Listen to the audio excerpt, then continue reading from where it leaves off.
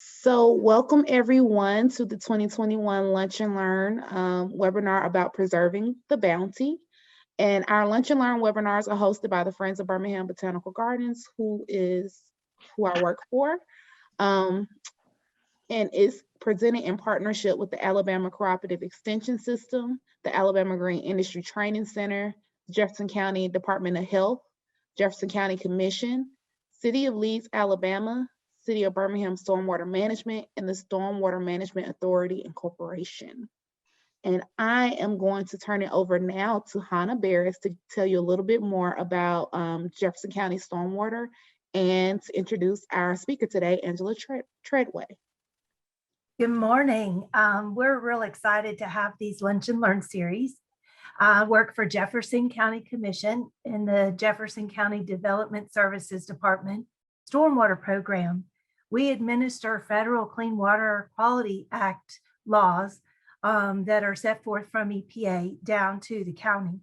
Some of the things that we do are try to educate citizens on their responsible behaviors as it becomes to litter, trash, yard care practices, and other things that impact the local water quality. So if you ever need to reach us, we are just an arm's length. You can always email us or check out jccal.org for more information. We work in tandem and in partnership with the other local stormwater agencies. So if you see something in the creek, it doesn't matter who you call, we all work together to solve the problem.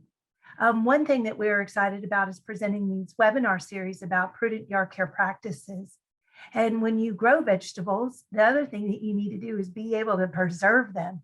So we're real excited to have Angela Treadaway here. She's a regional agent in food and safety quality and has worked with the Extension Service for over 35 years. She was born and raised in Fife, Alabama, and North Alabama, which is located near Fort Payne.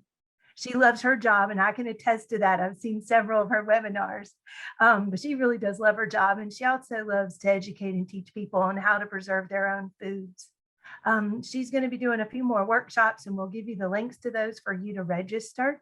And she has an adoring husband, been married for 38 years. She has a son and a cute little Sheltie dog named Jasper that hangs the moon. So we welcome you, Angela. Thank you so much for offering to come and be our presenter for today's workshop. Okay, thank you, Hannah. I appreciate it. Really excited to be with you today. And yes, this is one of my favorite times of the year. I was blessed to grow up with two sets of grandparents that did a lot of food preservation. They had gardens and stuff, and pretty big gardens actually. And they did a lot of food preservation. So I grew up actually working in gardens and stuff and doing this type of stuff. So I've really grown to love this even more so, and didn't know a whole lot about extension when I was in college, but learned about it and just fell in love with it and have worked, like, you know, she said earlier, about almost 38 years now with extension. And food preservation is one of my favorite things to talk about.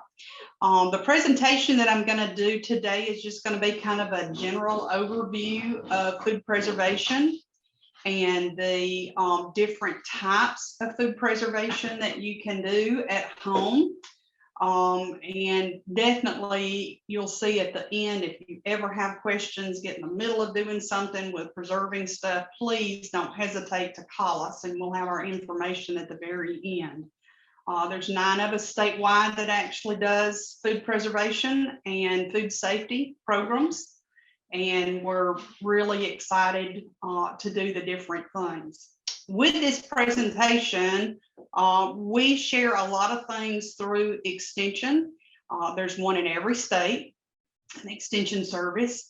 And the University of Georgia is one of our big ones because they have the National Center for Home Food Preservation. They actually man that website. They got some grant funding from USDA and actually took that over about probably 15 years ago or more now. But this actual presentation or parts of it came from Georgia Extension and the National Center for Home Food Preservation. Plus I got a couple of things from Kentucky State Extension. So as we go through, I'll point some of those things out, and I've just pulled pictures from different things. Some pictures of my own personally as I've gone through and done it. But we'll go through and kind of look at what food preservation, actually the different things that you can do. The main ones are canning, freezing, drying, pickling, and fermenting. And the choice of method depends on the safe guidelines or the product characteristic. Like for instance, you would not can lettuce, you would not freeze it. There's different things that you can do with lettuce, but that's one of those things that you would not.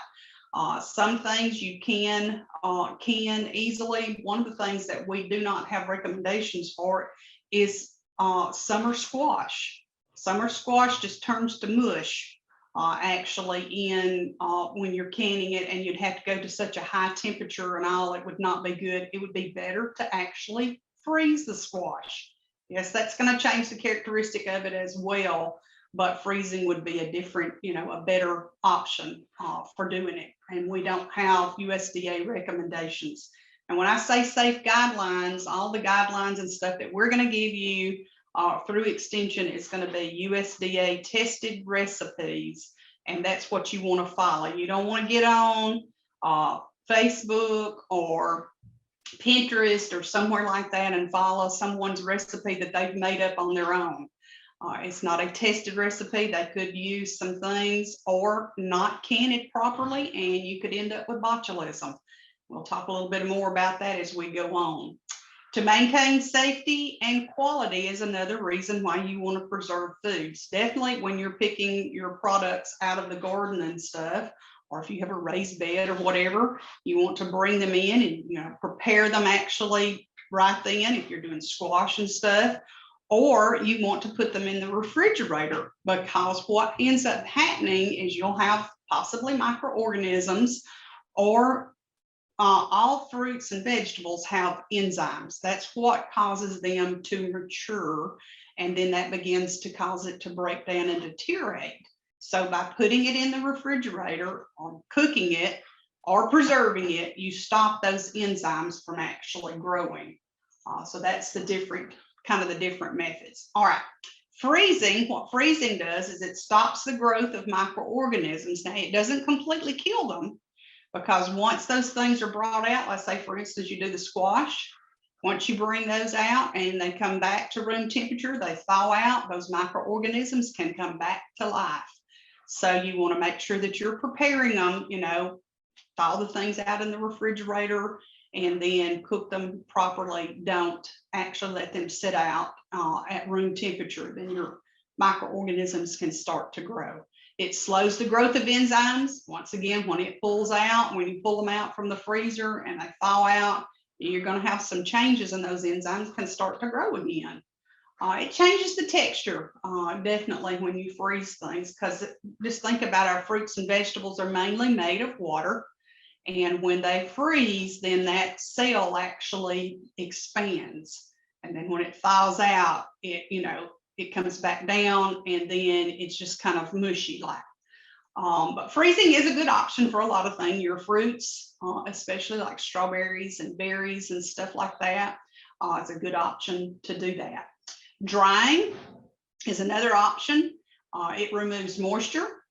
Bacteria, yeast, and mold cannot grow to spoil foods once the moisture is actually taken away from it.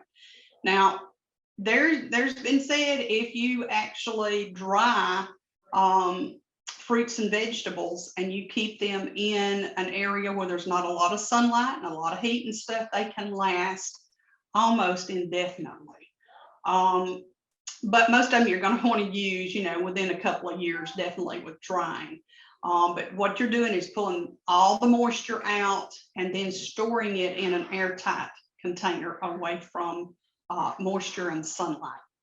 Canning then applies heat. It destroys more microorganisms and inactivates enzymes. They're not going to grow again because of the temperatures and stuff that you're actually going to apply.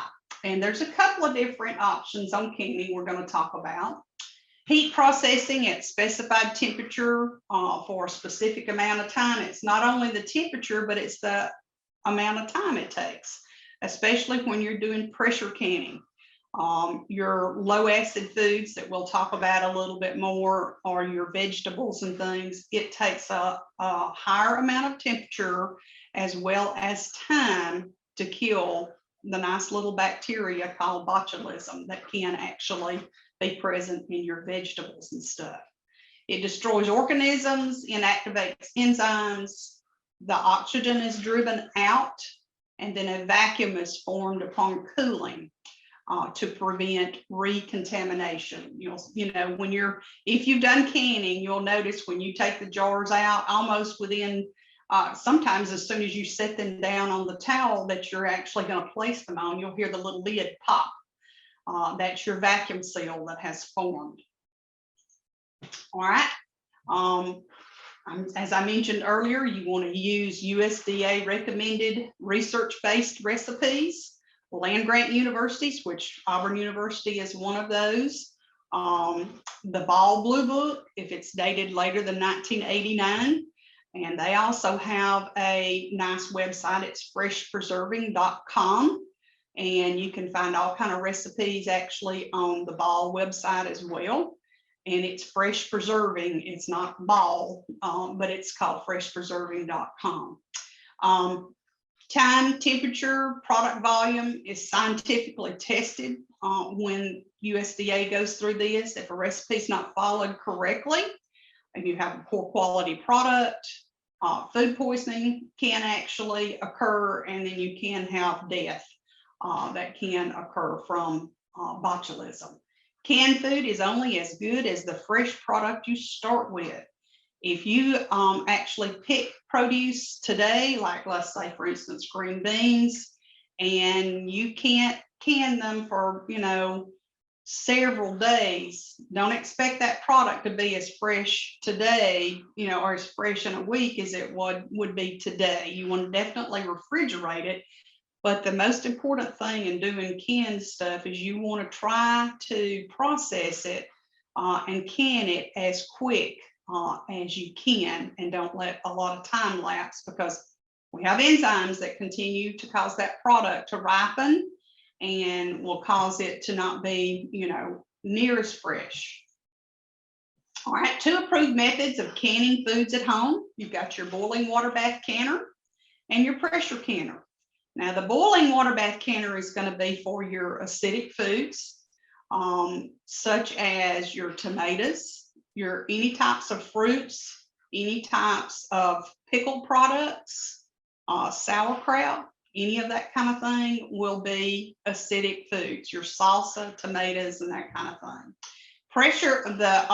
The pressure canner does low acid foods, which is, I mentioned earlier, is your vegetables, any type of meat that you might possibly want to can, anything like that. Like if you were doing dried beans, some people actually do dried beans, and what you do is you put enough water in it, and when you put it in the canner, it actually makes the dried beans, turn into regular beans then, and you'll have your dried beans, but that's considered a protein product, so it would actually be considered a low acid food and need to be in a pressure canner. All right, what's the difference is the boiling water bath canner goes up to 212 degrees versus the pressure canner goes up to 240 because of it being held under pressure. 200, if you're boiling water bath canner, you can sit and boil that canner all day long with a product in it, and it's never going above 212 degrees. Well, acidic products, that's fine for those, but with non-acidic foods, your low acid vegetables and meats and stuff definitely have to have 240 degrees. Okay. All right. Here's your acid. I just mentioned those. They can be safely heat processed in a boiling water bath canner. And if you'll notice the canner here in the right, as well as the canner up on the top picture, this is a picture of me doing some, I think it's either peach preserves or some apple pie filling actually that I did. And this is an electric water bath canner. which I purchased about 3 years ago and love it because it heats up pretty quickly versus this other canner that's been around for years and years. With that being said, you don't have to have really either one of those to have a water bath canner. If you've got a large stock pot big enough that you can get your jars down in and have 1 to 2 inches of water above those jars to circulate around, you've got a water bath canner. Now you do need to have like a rack or something in the bottom because you don't want to place those jars directly on the bottom of that canner. Same thing with your pressure canner, you need a rack in it to prevent that from happening as well. All right, fermented products can actually be done with this. I mentioned sauerkraut earlier and pickles. You can do those in the water bath canner because they're considered acidic as well. All right, here's your pressure canner. Vegetables, meat, poultry, seafood, soups and stews. A lot of people want to do vegetable soup mixes. Because of having the addition of those low acid vegetables in there, it needs to be done in a pressure canner. It cannot be done in a water bath canner. Now, if you just had tomatoes and like salsa type things, you can do them in the water bath canner. But when you got soups with mixed potatoes and carrots and corn and different things like that in there, or stews that actually has meats in it, then you definitely want to do the pressure canner for that. I'm doing that. Okay. All right. Why 2 methods of preservation then? Your water bath and your pressure. Clostridium botulinum, I mentioned that a little bit earlier, is botulism. It's commonly found in the soil and marine sediment. Definitely in the soil. It's 2 forms of it, is vegetative cells and spore form. And when you put vegetables or any other type of product in the pressure canner that has been grown near the ground or on the ground, there's always a possibility that botulism can be there. And if you don't do it following a USDA recipe, that botulism can grow inside of that jar, and we'll talk a little bit more about that. But vegetative cells are killed at 212 degrees. Spore forming cells are at 240 degrees. Vegetative cells are going to be like your molds and yeasts and that kind of thing that can be destroyed that way. If you do not destroy the spores, they will germinate into vegetative cells when conditions become favorable and then produce a toxin, which is botulism. So here's botulism, and the favorable conditions for botulism to grow is low oxygen, low acidity, which is your vegetables and meats and stuff, moisture, and then temperature. What happens with that product, if you have not properly canned it to the proper temperature and the time, then that jar, once it comes out, it sits on the shelf. And because it has no oxygen in there, because you've got a vacuum seal, it's low acid foods, you've got moisture, and then it's sitting out at room temperature, then that's when botulism and where it likes to actually grow is inside those jars. Botulism foodborne illness is potentially fatal. It's permanent nerve damage, can cause permanent nerve damage. Food can contain toxin without showing signs of contamination. You don't see it, you don't smell it, and you don't taste it. When you have a jar that's possibly contaminated with botulism because of possibly doing it inappropriately or improperly, you will never know for sure whether it's got botulism in it or not. Now, when you open up a home canned product and it spews, then that's a sign that there is some type of, maybe some type of bacteria that could be growing, not necessarily botulism, but something else. You definitely would get rid of that particular product. And with all home canned vegetables, you want to make sure that you boil those items at least 10 minutes before you taste them. The toxin is sensitive to heat and can be destroyed if the food in question is boiled for 10 minutes. So if you were to open up one that spewed and it still smells okay, but it just spewed, then boiling it for 10 minutes before you taste it in any way should be appropriate. All right, foodborne botulism outbreaks in the US, you've got 116 reported between 1999 and 2008. 75, which is about 91%, caused by home prepared foods. 33, which is about 44%, is home canned foods. Now, home prepared and home canned is two totally different things. Most recent outbreak was in 2015 in Ohio. I don't know if any of you saw that or not, but it was 29 people were sickened and one person actually died from eating improperly home canned potatoes at a church picnic. They had potato salad that was made from home canned potatoes that were done improperly. And most of the time with this type of bacteria, it affects our elderly population. A lot of times those that have compromised immune systems and they can't fight it off. And the person that actually died, I think, was in their 80s or 90s. And it was, just a really sad thing, but, 29 people were sick from it, from eating potato salad. So it's a serious thing. Foodborne botulism is definitely a serious thing. Home canned vegetables, significant cause, preserving low acid foods improperly, modifying instructions, just kind of making up your own recipes and things, or for instance, with your green beans, you don't have enough time to can them and you only do them for 20 minutes versus 25. That's a risky thing. So you're going to have definitely a risk of botulism by doing that. So you want to make sure when you're doing home canned vegetables for sure that you follow appropriate recipes or proper recipes. I thought this was cute. Homemade holiday food baskets may give the gift of botulism. So if you're doing any type of products, and that is some type of canned meat, I believe, probably some salmon or something that they have done. And a lot of people do that, especially in Alaska, they do a lot of salmon that's canned. So you want to definitely do that the proper way and not give it as a gift to somebody and cause problems. Preventing botulism, as we said, no modifications to recipes. Several factors affect the heat penetration, the jar, the food.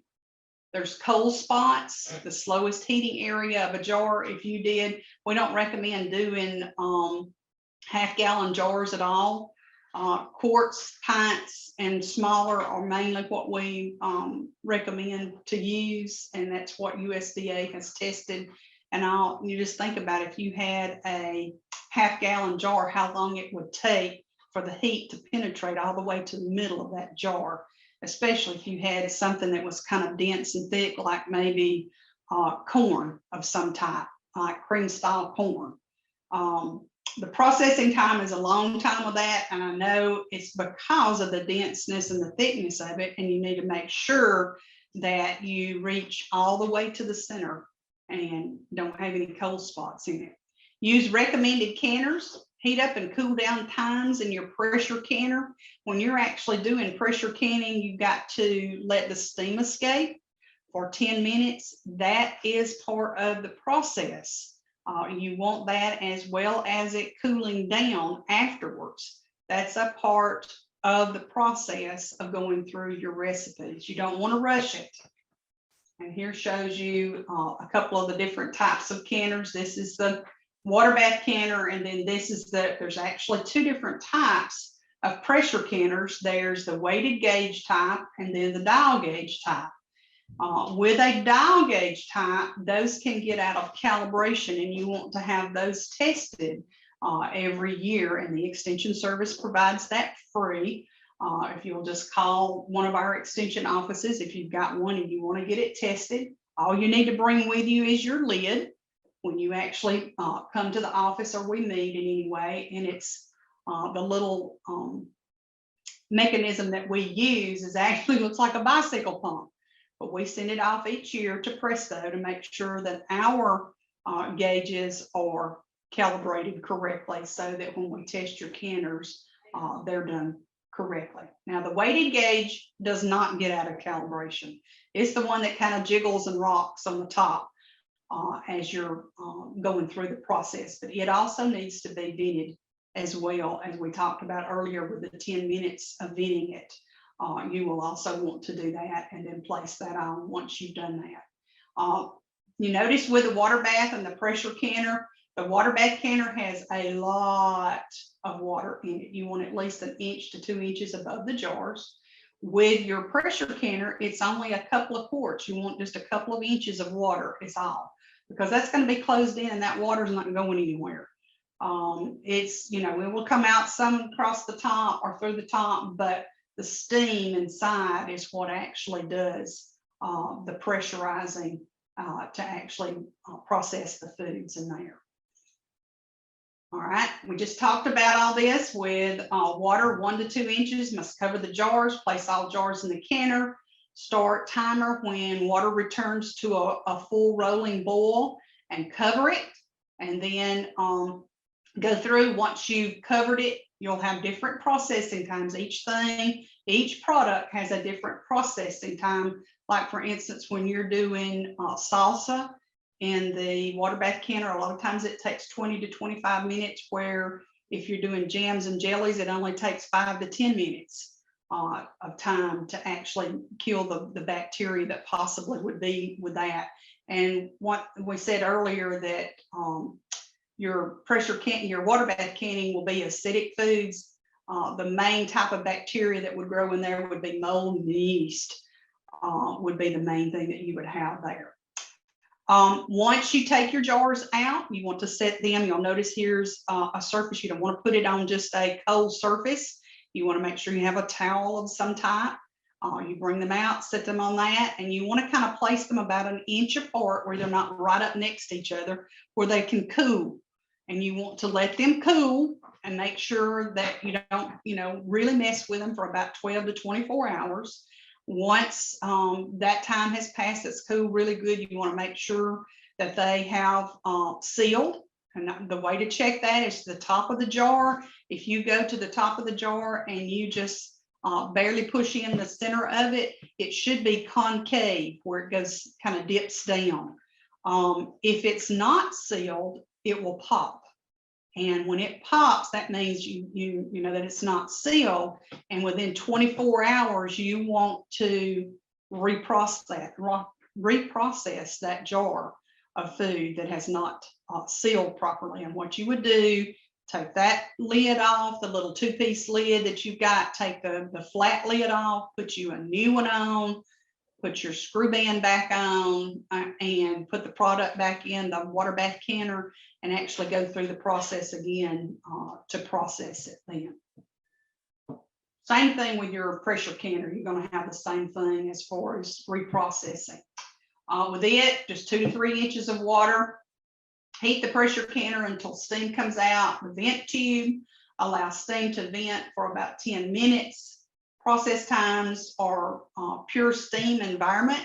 As I mentioned earlier, the heating up and the cooling off are all part of that process. So you want to make sure that you follow that correctly. Process times are pure steam environment. USDA instructs to vent all pressure canners. Once you bring them out, once again, we just mentioned that about it in the water bath canner. You don't want to disturb the jars for about 12 to 24 hours. Check them, and if they have not sealed, definitely you want to go through and reprocess. If the pressure drops anytime during this process, bring the canner back up to the required pressure and start timing the process over. Like for instance, you get in and it drops down. One thing you don't want to do with a pressure canner is leave the room. You want to stay around close by with a pressure canner. Once it gets up to 10 pounds pressure, you want to try to regulate it where that it holds that 10 pounds pressure. Now, if it goes up to 12 or 13, a lot of times it'll do that, and then you just need to slowly turn it down. You don't want to turn it down quickly, because you can draw water out of, or moisture out of your jars actually. And when you bring out your green beans, half the water's gone in it because you fluctuated the temperature in it. But try to keep it around 10 pounds. Like I say, if it goes up to 11 or 12, that's okay. But it's when it drops below that 10 pounds that you've got to bring it back up to the correct thing and to correct pressure and start timing it again, because you want that amount of time in there to be that 10 pounds pressure for that whole period of time. Okay. Other types of equipment, you definitely want to use standard canning jars, and y'all, they are kind of hard to find right now. With COVID, we've had a little bit of problem with that. I don't know, the manufacturers kind of had workers out and having a hard time getting workers to come back in to get started back up and making the jars. I have been in contact with Ball and Kerr is actually Jordan brand now. I've been in contact with them, or their processors, or the ones that actually manufacture them, and they're promising that they're, you know, have really kicked up and trying to get those jars out, but they're still not out there. I went yesterday looking for some at Walmart. I go to all different kinds of places, but I have found that I can order some online. But y'all watch the prices. The prices can be really ridiculous online. Don't pay over, you know, like $15 for a 12 pack of jars with your lids and stuff on it. You'll find them. They'll come out. Look at your dollar stores. Look at your grocery stores. Target, Walmart, different places. All kind of places are going to be carrying them. But you just have to watch for them, and hopefully you've got some jars left over if you can for a number of years.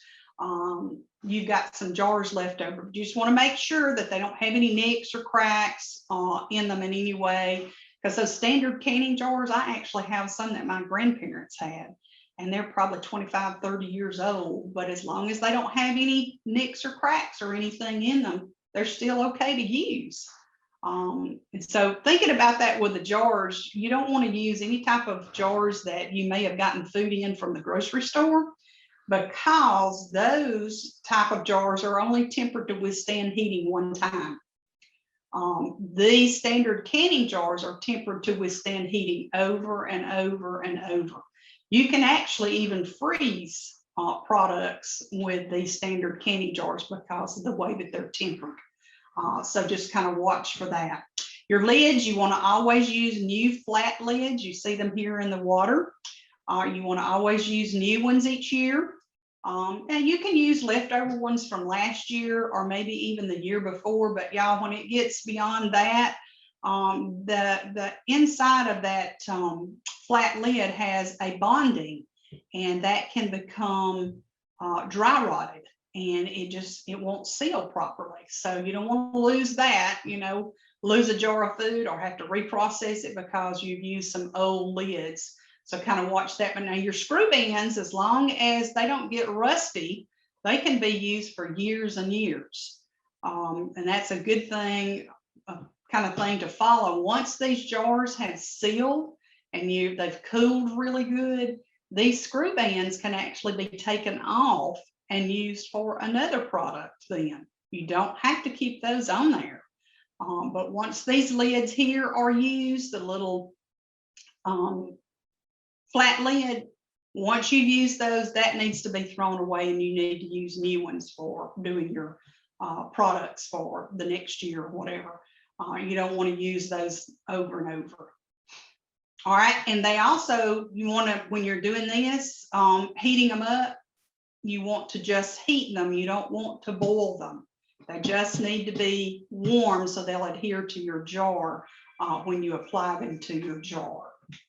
So no boiling those. All right, the vacuum seal we mentioned earlier, when it's heat processed and then it begins to cool, it builds up this vacuum seal. And you'll see what I was mentioning earlier about it being concave. When it seals, this is the way it's going to look. If it has not sealed, it will be like this. That means that it has failed to properly process like it should. It could have just a piece of food that has actually gotten up here. You want to wipe your jar rims really good before you put those lids on, because you can have little debris of, little pieces of food, seeds or whatever that can actually get up under this and cause it not to seal properly. So you want to watch for that. Let's see. There's two different packing methods when you're doing pressure canning with your like green beans and pickle products and stuff. There is raw pack, or what they call cold pack. It's raw, unheated food. You can actually do your green beans. You would pick your green beans, clean them really well, snap them up, and then actually place them in your jars. Pour hot water actually over it, a boiling liquid over it. You do not have to use salt. It is not a preservative, but you can actually, you need to pour the hot water over it, then put your lid on, and then process it that way, and that's called a cold pack. Just know when you do cold pack, those foods are going to shrink some. So actually heating them up a little bit beforehand, before putting them in your jars, kind of prevents that shrinkage problem from happening. But a lot of people, if you're in a hurry, you're doing big amounts of green beans and stuff, the cold pack method is just as safe as the other, and it's perfectly fine to do that.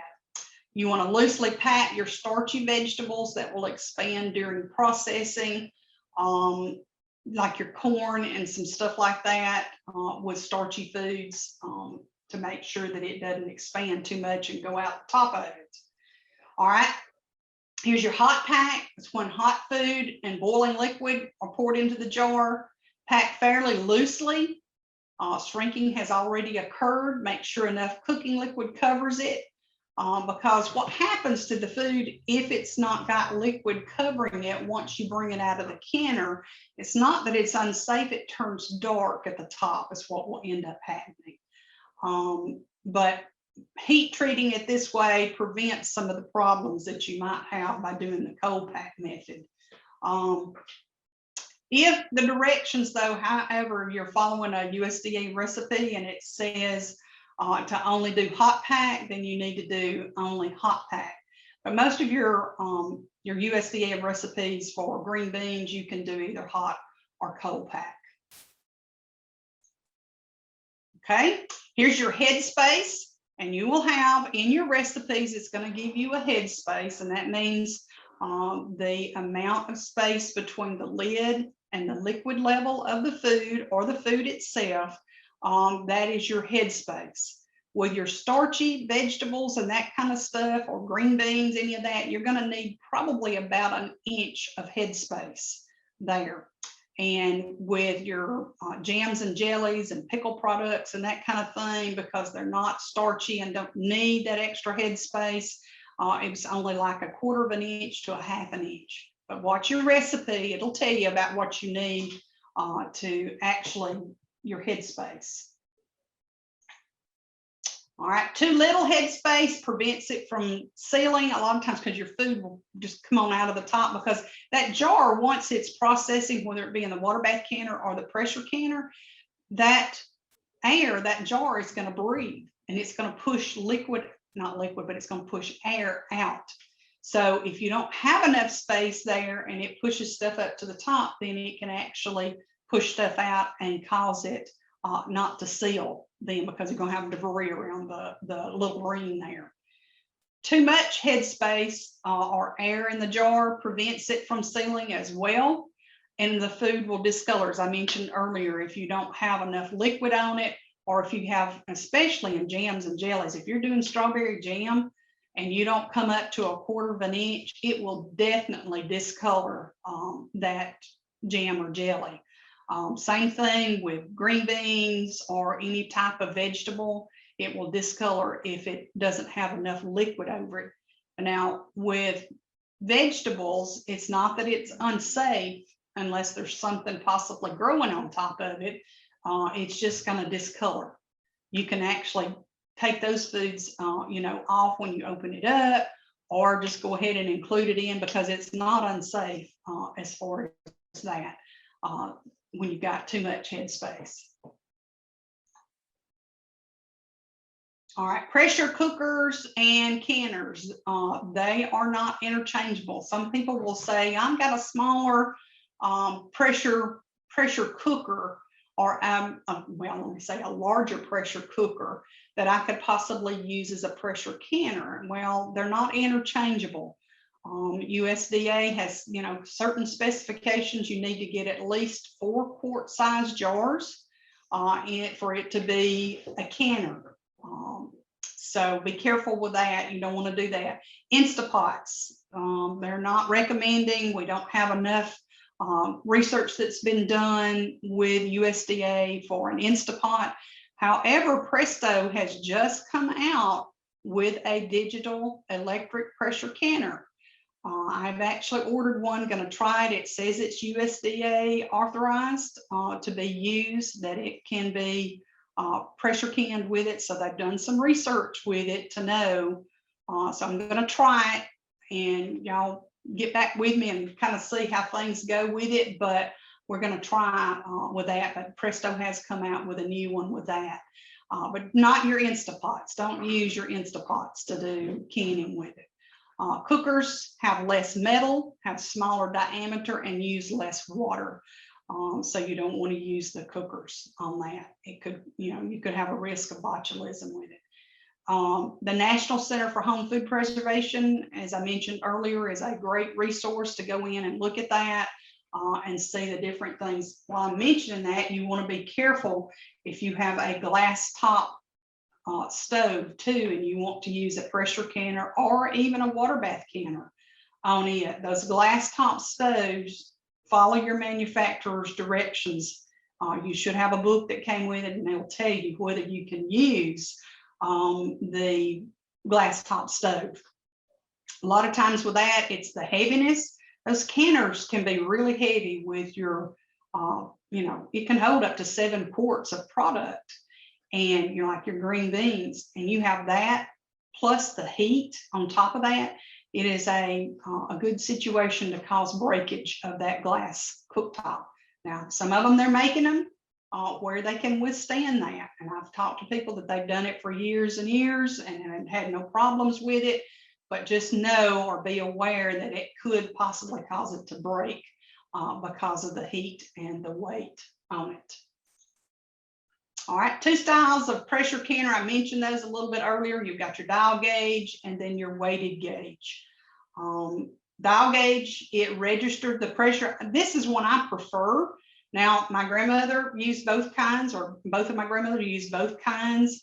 They kind of preferred, one of them did, I know, the weighted gauge type, but I just never can get it to jiggle like I want it to sound like I want it to be sure of it myself. With the dial gauge, I can actually see it, whether it's on 10 pounds pressure or not.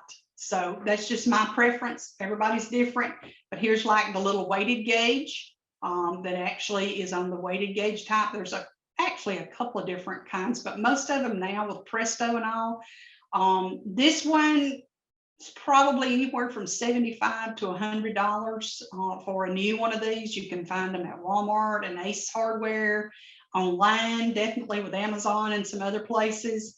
You can get this one, or let me go back, this one or the weighted gauge, either one, and they're going to be anywhere from $75 to $100 to get those. But these also have gaskets that need to be replaced every so often, so you want to keep a check on that to make sure that they do seal off correctly. Once again, you know, have this one checked once a year.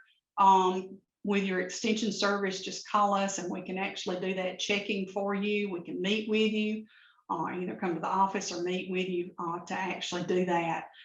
This one, you don't have to have it checked because it does not get out of calibration, but you do want to keep a check on that gasket.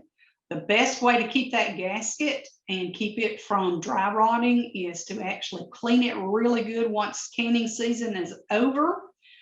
Dry it really good. Put it in a Ziploc bag, like a freezer Ziploc bag, and put it in your freezer. That will actually keep it from dry rotting each year. So that's a good way to kind of keep it going. I've already mentioned the dial gauge. It indicates pressure inside the canner, must be checked for accuracy. We already mentioned that. Has dead or counterweight to close off the open vent for pressurizing. Adjust your heat to maintain pressure. And now this one, very few things will have 15 pounds pressure. And when it gets up that high, that's kind of scary to me. I usually try to keep mine around 10 to 12. And that way you're pretty accurate with it to get your 10 pounds pressure to do it. And then here's your weighted gauge, regulates pressure inside the canner. You actually do not put that on until the steam has exhausted for 10 minutes, but it does not require testing for accuracy. All right, so storing home canned foods, you want to label and date those products. Each year you want to put it, I just put it on the lid itself. I'll take a Sharpie marker, and once I've cleaned my jars real good, I'll put it on the lid of it so I know what year I did it and maybe what month. Store without the ring bands. Now, if you just feel real uncomfortable with it, you can store with the ring bands, but they're sealed. They're not going to come undone, okay? They shouldn't. If they do, it's not properly done. Store in a cool, dark, dry place. You don't want it like over your cooktop or, you know, in where there's going to be a lot of heat. Just store it. And I mean, you don't want to put it out like in a utility room outside and it get really hot. You want to store it in a cool, dry place. For best quality use within a year. Now, you know, some products you can use, you know, have a little bit longer. Just make sure that they still look and smell fine once you open them up, and that you cook them for at least 10 minutes. Now, canned meats and stuff, I would say definitely not to keep them much over a year because they can kind of get rancid. But now green beans and corn and your carrots and different things will can probably last longer than that. But just make sure you boil them. Storing other home preserved foods, your frozen or dried products. Frozen foods, especially meats, you want to use within 3 to 9 months. Fruits and vegetables can last up to a year. The most important thing when freezing stuff is to make sure that you get all the air out of, you know, whatever you're packaging them in, because air is the problem with freezer burn. If it has, you know, a lot of air that can get to it, it can cause definitely cause it to freezer burn.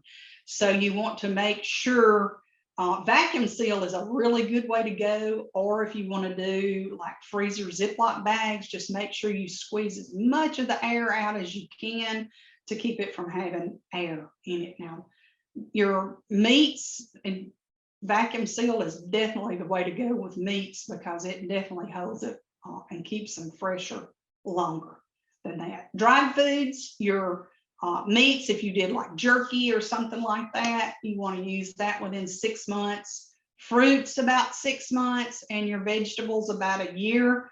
But just remember to keep them in an area. Kind of check it once you have dried those to make sure if you're storing them in a jar or a container, check them ever so often to make sure that, you know, that mold has not started to form in it, because sometimes when you don't get all the moisture out of it, I mean, you don't want it to be brittle that it just falls apart.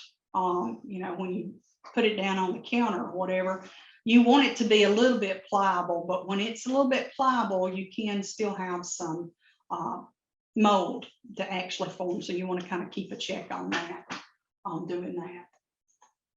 Okay, resources, home food preservation with the Alabama Cooperative Extension System. I'm going to give you some contacts and the ones statewide here in just a little bit. Your complete guide to home canning by USDA is something else you can look up. National Center for Home Food Preservation, I mentioned it. They actually have a website. They have a book that is actually called So Easy to Preserve. That is a really, really good book. If you're like me, I like to have hands-on type things. I don't always like to do, you know, stuff online. I will look recipes up, but a lot of times I print them out so I can have a hard copy of it. But they still have some food preservation books that you can get from the University of Georgia. Here is our team statewide. Like I said, there's 9 of us statewide that work, and we have a 7 set area, and here's our area. I am actually in set 4, kind of here in the middle of the state, and we cover about 7 to 10 counties a piece. I am very blessed to have Janice Hall that is actually in my set with me, that I work the top 4 or 5 counties, and she works the lower because she lives in the lower area. But then we have Susan Hill that is in set 1. Christy Mendoza is in set 2. And Christy actually works with our people that want to get a product on the market that has their most favorite salsa or barbecue sauce or whatever that they want to get on the market. She works with our food entrepreneur folks and doing that. And then we have in set 3 is Alice Moore. Set 5 is Janet Johnson, and Janet actually has Danny Rooms that covers this with her. And Danny works more with our food testing lab at Auburn. For those that want to get their products on the market, they have to send samples in to actually be tested for the pH level. And she also works with the food entrepreneur folks as well. Then down in set 6, we have Rebecca Catalina. She's in the Mobile area, and she covers these counties. And then set 7 is Bridget Brannon, and that's their information. And definitely where else you can find us is with www.aces.edu. Once you get there, you'll go to the topics and find food safety under the topics. And we have all kinds of handouts and different things there. We're on Facebook. We have a Facebook page for the food safety team. We are doing actually Tuesday table talks. The first Tuesday of each month, we pick a food safety topic of some type and cover, and we would love to have y'all to join us on that. Just go in and see that. This next month is actually going to be on fermentation, and we have a special speaker that's actually coming in, and it's just an hour. It's like lunchtime type thing with the Tuesday table talks. It's 12 to 1. And then we've got some upcoming workshops too that I'll show you here in just a second. But here's my information, tredas@aces.edu. Please contact me that way, and my work cell phone. If I don't answer, leave me a message. I'm teaching or doing something else, because we actually teach Serve Safe for restaurant owners and stuff too. Their food safety certification courses. So we're doing lots of different things, but we're always there to help others, and because that's what we're there for the state of Alabama, clientele of the state of Alabama. Here's our upcoming classes. We actually have a pickling and salsa workshop coming up. Actually, it's next week, June the 24th. We try to do it a little different this time, and we're doing all of our stuff right now is still Zoom because of the COVID stuff and us having to not handle food and stuff with having people actually in class. I love my food preservation classes where we actually do in-person stuff. It's a lot of fun, and you learn more to me that way. But this one is 5 to 7 instead of during the day, when a lot of times we'll offer classes during the day when we're actually doing in-person stuff. But with us doing the Zoom, we're doing them from 5 to 7 in the afternoon. So you can tune in for that one. This is the registration. It's free actually with this particular one. And then next month in July, the same guy that's our special speaker for the Tuesday Table Talk, which is July the 6th, he is actually coming to do July the 22nd, are going to be on our Zoom for the fermentation workshop. I am really excited about him coming. He came to the Birmingham Botanical Gardens about 5 years ago, and that's when I really got interested. I had done fermentation as far as sauerkraut and actually doing stuff with that and pickling things, but I had not gotten as interested in doing the sauerkraut, which where you have live culture and stuff. but his presentation, he did a Friday night presentation and then a Saturday workshop, and it was great. He did a great job, really got me interested in it. So the class that we're doing with him, July the 22nd, it's a Zoom, and it's from 5 to 7. The cost is $10 because we're going to pay him an honorarium to actually come on and do it. But he has been all over the world. His name is Sandor Katz, and he's been all over the world for over 20 years now, teaching fermentation workshops and classes and stuff, and just giving you the ease of doing it actually at home, and the benefits from gut health, your good gut health from actually consuming fermented foods. So this is one that we've got coming up. I'm really looking forward to that one. Hope y'all can join us for that. Like I said, it's $10 to register for it by July the 1st, and then $20 after that, but it's July the 22nd coming up. And just some of the other disclaimers, the trade names are used only for information. We don't recommend any specific products and stuff other than USDA recipes and that kind of thing. So when we have products that, you know, are actually on here, it's not that we're standing behind that that's the only thing that you can use. But then these are some of the other, and your photography credit and stuff for that. So please give me a call, and I hope to hear from you, and hope that you actually get to do some canning and have some questions for me. I see that we have possibly some chat questions. If y'all want to come on and kind of talk to me on that. Hey, Angela, I'm looking at the chat, and it was more so Hannah sharing the stuff that you were saying. So like she shared fresh preserving website, the extension website about pickling. Okay. And your workshop that's coming up Tuesday, table talks, your email. We have a thanks from Kathy Scherer. She said it was very informative. Okay. Hannah shared your ferment with Sandor program. Yeah. And Patricia Tate says, thank you, Hannah, for sharing all of your links. Okay. I don't see any more questions, but that doesn't mean that you can't ask any questions, people that are still here. You can put it in the chat, or you can put it in the question and answer box. But right now there aren't any questions. Okay, we canned tomatoes and ended up with a lot of airspace in our jars. We followed the recommended headspace level. What could have happened? It can be the variety of tomatoes and stuff. And the best thing with canned tomatoes is to kind of, you know, instead of doing them whole, is to kind of chop them up and heat them just a little bit before you actually put them in the jars. If you try to do cold pack, they'll kind of separate out. And, you know, it's not that they're unsafe, they're just not as pretty jars and stuff. But if you'll kind of cut them up some and actually heat them a little bit beforehand, will kind of help some of that. Okay. Do we have any more questions? What is your best advice for those of us new to canning? Get on and, you know, just like going to things like this and some of our workshops and stuff is great, you know, and contact us, you know, and we can work with you. We've got lots of different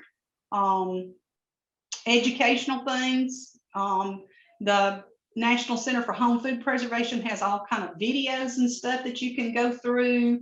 And extension, if you just look up food preservation with extension service throughout the, you know, just go to Google and search that, you'll find all kinds of videos and stuff out there. I have a thank you from Rob and a thank you from Teresa. Do we have any more questions?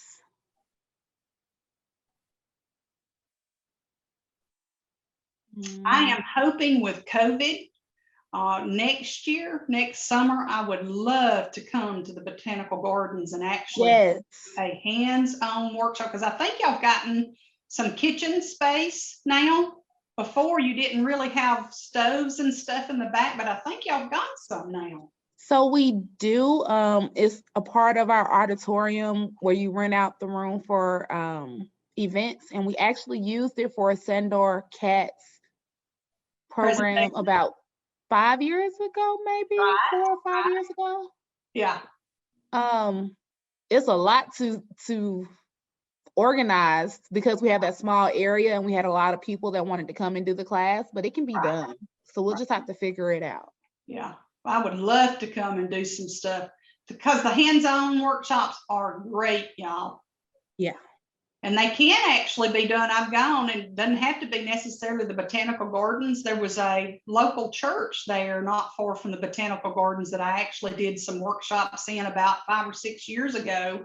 Oh, So nice. if you have a local church that would not mind, opening up the kitchen to us to let us use the kitchen, y'all let me know. I'll be glad to set up some workshops and stuff because it's a lot of fun.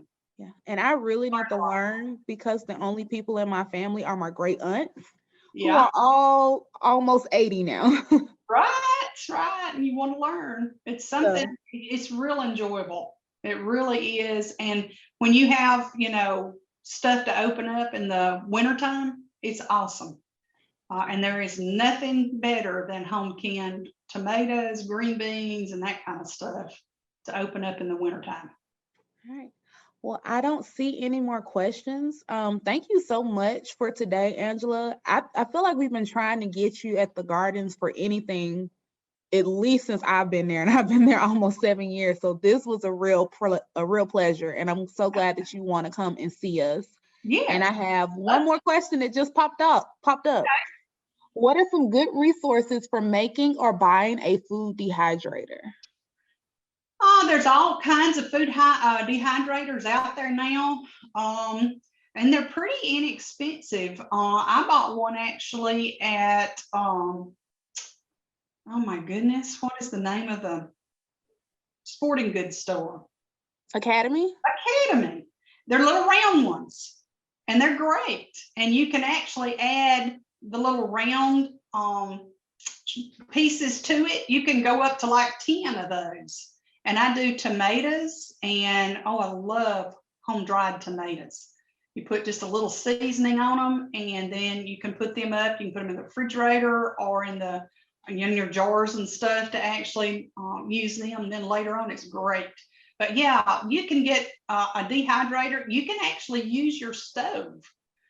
Just put it on the lowest setting, leave the door open, and have a fan nearby, and you can actually do that. But they're really inexpensive to purchase. The dehydrators are, like I said, I think that was maybe $50 at Academy. And I think most of the air fryers now are coming, like the different ones are coming you with can do that. dehydrators. Yeah, you sure could. All right. So I think that's all. So thank you so much, Angela, and we will hopefully see you soon at a program with the gardens. Okay, thank you. Enjoyed it, guys. Bye, everyone. Thank you for joining us.